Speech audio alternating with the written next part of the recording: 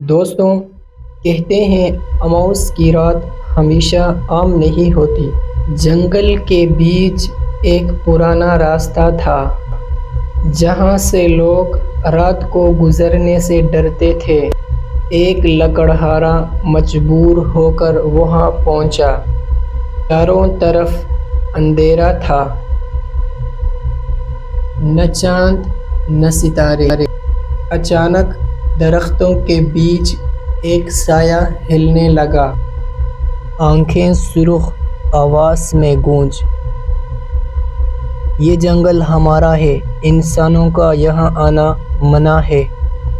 لکڑہارا کانپتے ہوئے بولا، میں چوری نہیں کر رہا، میں اپنے بچوں کے لیے محنت کر رہا ہوں۔ سایہ کچھ لمحہ خاموش رہا، پھر آہستہ آہستہ اندھیرے میں غائب ہو گیا۔